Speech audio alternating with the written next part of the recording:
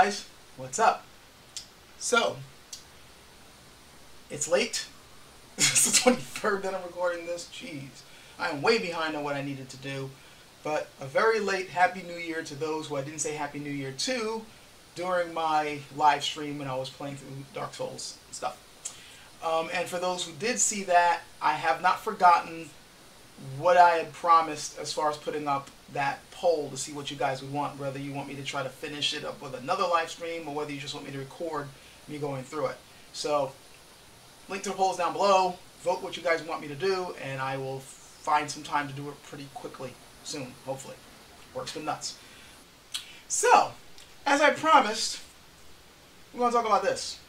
Specifically, my own opinions and thoughts on it. I wanted to kind of start off this new year with a bit of a perspective on what I think about certain weapons, and in this one in particular. Because, like Skull way back in his video on this topic a while back, several months back, I may have given some misconceptions of what I really think about this weapon. Now, granted, I have said over and over again that I don't necessarily have anything against this weapon. It's just that personally, I prefer straight swords because of the sword that I personally have trained in. Not to mention that I don't like all the hype surrounding this particular weapon. But then again, there's any weapon that has a lot of undue BS, or if I find there's a lot of BS or hype on a weapon that I think is a little bit undeserved, kind of gets under my skin. Hell, just ask me about, Final Fantasy VII sometime, and I'll say, same problem. Anyway, the katana. I happen to have a few of these, and the reason why I do is partially because of my old job, and partially because I actually like these things, at least the aesthetics of it, and basically what they represent. And I think they're good for what they are. If you just want the the nitty gritty of my opinion, that's it right there. So you guys can leave right now if you don't want to just watch another long-winded video. Those who don't mind that, well, strap in. What I think about these particular weapons, and oh, by the way, this one in particular, I gotta get rid of these. Anybody who's really interested in this one in particular, let me know privately, because I gotta get rid of them. But overall, I find them to be rather interesting weapons for what they are. If we're gonna go with the more popular belief on how these things came to be, popular meaning mostly popular in China, but it's a notion that's spread. This apparently is based off a design from China, namely the Tang Dao or Tang Dynasty Dao. Those, however, were straight. In fact, if you remember my review of the Tang Dao that Skullgrim was nice enough to give me for my birthday a while back, that's, granted that one was curved, but if you straightened it out, that is pretty much the Tang knife. That's what it's supposed to look like, the Tang Dao. And that particular design was brought to Japan, and the Japanese smiths liked that a lot, and copied it and made their own versions, and then they built upon it and refined it to the point where we now have this. You had basically, I think they called them chokuto over there. They're straight blade versions, which were not ninjato, by the way, but other people have covered that. I don't need to get into that. It changed from that to other versions, and then later on you had the Tai Chi, which were really deep, big swords that were used by cavalry, more generally speaking. And then later doing the you can see different blade variations throughout the years before we finally see the one that we know today. This is the general shape we know of today with the slight curve, not the deep curve. This is more of a gentle curve, more or less. And with the particular blade tip that you have over there, the particular handguard or tsuba that you see here, and the wrapping, like this is the design that we know of today. It's been through many iterations and again many different blade shapes, and there are many other videos out there already that talk about this in depth. This is a sword that is covered ad nauseum, so I guess I'm kind of adding to the garbage pile. I shouldn't say garbage pile, you know what I mean. That's why I'm going to focus more on my opinions of it. What I find about this weapon, strictly from somebody who handles different swords, I like the interesting balance on the weapon, depending on who made it, of course. If you had it made by a crappy smith, it's not going to feel the same. But generally speaking, whenever I hold one that was made well, particularly, one thing I find is that they're pretty well balanced for two hands. Like, you barely feel them, or at least, well, if you train swordsmanship. Like, they're quite maneuverable in two hands. The length of the handle is good enough so that you got perfect leverage, as long as you're holding it right. As long as you ain't holding it like this, and you're holding it like that, yeah, you got really good leverage for the type of swordsmanship that you are supposed to use with this particular weapon. I like how, since it's not too deeply curved, you can still thrust with it. Granted, the main use of this weapon is for cutting and slicing. It's not primarily a thruster, but you still could thrust with it. And again, for its particular type of swordsmanship, how it's used, it works pretty well for what it does. It's a really good cutter. What I personally find a little, as far as the weaknesses of it goes, as far as I'm concerned, is that, again, it's a little too much of a cutter. Yes, you can thrust with the weapon, and many different Japanese schools do have thrusting techniques and have certain emphasis on it, but for the most part, you're going to be cutting. That's its main use.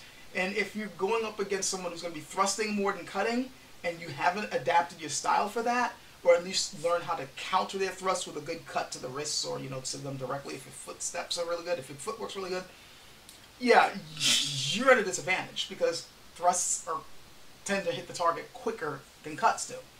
It's just basic mechanics. You got the cuts are moving in an arc, and a thrust is in a straight line. A straight line is always going to be it's going to be the fastest distance between 2 points. It's just how it goes. So, I mean, and in fact, many times when I was, when I used to spar a lot more in the past against friends of mine, when I was up against people who liked cutting more than thrusting, and I was using my style, which is a little bit more thrust-oriented, though it is a cut and thrust sword, so I cut as well, many times I would just get them with that perfect point to, just boom. Whereas when I went up against my friend Nick, who was more of a, rapier fighter than I was, 9 times out of 10, his thrust would get me quicker because his style was more thrust-oriented than mine. So it's just basic mechanics here. Of course, we can also talk about the weaknesses of the sword itself. The fact that, because of the nature of how the sword is made, the type of steel used, how they had to refine the steel in order to make it work. If you compare it to other swords that were made at the time, particularly in the West, and especially if you compare them to swords being made now, yeah, they weren't indestructible. I'm not necessarily going to say that's a fault of the sword, like, overall, like, there's better sword designs, ha ha ha, because every sword, is not indestructible. And there is something to be said of the refining process that the Japanese came up with in order to make swords with the resources they had. I think that's an achievement in and of itself. But that just goes to show that, the blades themselves weren't indestructible. What makes katana so interesting, what makes them so valuable, is the process that made them. And also the culture around it and how they revered the particular weapon. What it is. They are beautiful works of art in and of their own right. And in fact, that's the reason why these days swords made in Japan by Japanese smiths fetch such a high price. It's more for its artistic value, not for, it's not necessarily for its combat effectiveness. And this is not saying that its combat effectiveness is crap.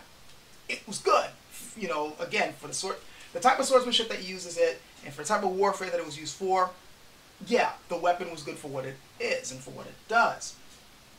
But these days, again, people are buying it more for its aesthetic value and for the myth around it. Now, me personally, again, I tend to like swords, period. That's just my thing. I grew up loving swords, and katana I have a special place for me. I like them as showpieces. I like the few that I have. They're good weapons. They're beautiful looking weapons. It's just not the main thing I would use. I would want to use something that's a little bit more versatile.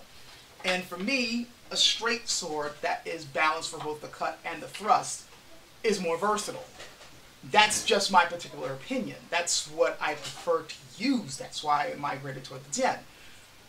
A well-made gen can basically do what a katana can do. Though I will say that a katana probably is a slightly better cutter because of how it's designed, that slight curve. Actually, I find that a little bit interesting, the fact that curved weapons more or less became the predominant weapons on the battlefield, and I should probably do a video on that. If you notice, a lot of cultures slowly but surely moved away from the straight sword and to the curved sword when it came to basic warfare on the battlefield. While if you look at civilian fighting or personal fighting, personal duels, they tend to stick with the straight ones, more or less. You find some exceptions, like in Japan, for instance, they didn't migrate to the straight sword. They stuck with the curve. Though notice that they went from the deeper curve of the Tai Chi to the more gentle curve of the katana, especially during a period of relative peace after the Sengoku Jidai era. I find that rather interesting, and I think I want to do a video on why I think that is. I think it's kind of obvious why that is, but doing a video on that would be interesting. I also find it interesting, again, how they stuck with a two-handed sword for personal combat. Usually you see it the other way around. Like when it's like personal duel, on, like one person against one other person, honorable duels, many other cultures I see it migrating to one-handed use. While the Japanese pretty much stuck with a two-handed weapon, though they did balance it so it can still be used with one hand, you know, if you got the strength for it, which it doesn't take much to develop the strength for it.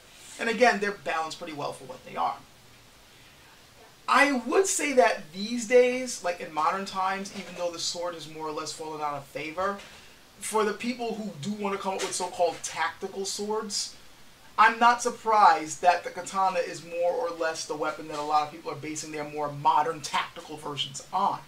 Because again, it's a little bit more instinctive to swing than it is to thrust.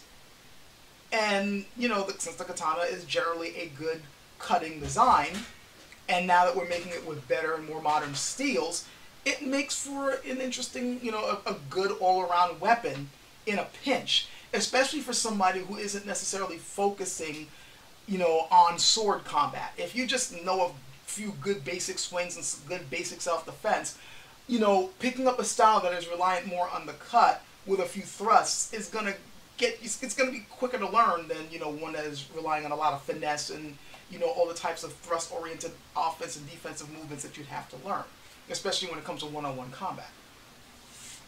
So, you know, that's a really long, rambling way of me talking about my overall feelings of the katana and its design and how it's, you know, migrated over the years.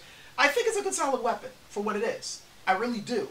And I also understand, you know, for all the different reasons why it's still revered today. Part of it because of its mystique, part of it because of myth and misconceptions, but also because overall, you know, there's just something good about, there's just something satisfying about a good cutter. You know, whether it be a katana, or whether it be a good messer, you know, or a Chinese dao. I notice a lot of people who aren't necessarily into Chinese martial arts tend to really like that two-handed so-called war sword of theirs, or the dadao, the big knife.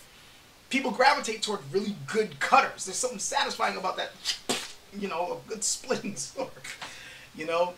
There's just something about it, and this kind of covers that, you know, that satisfaction that some people get, you know, when they want that really good cut and sword. And not only that, but it looks elegant as well, and there's something for a touch of elegance to a weapon. At least I think there's a certain elegance to a katana. It's just not my #1 pick because of my own personal reasons.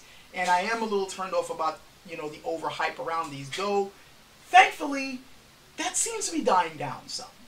Thankfully, because of, you know, people educating others on what swords really are and what they're supposed to do and how they're actually made and how meteorology actually works, the hype is beginning to die down. So people can finally appreciate these for what they are rather than what people say they are. So, yeah, that's it. Hope you found this interesting. Hopefully I'll have something a little bit more substantial in the next video, and catch you guys later.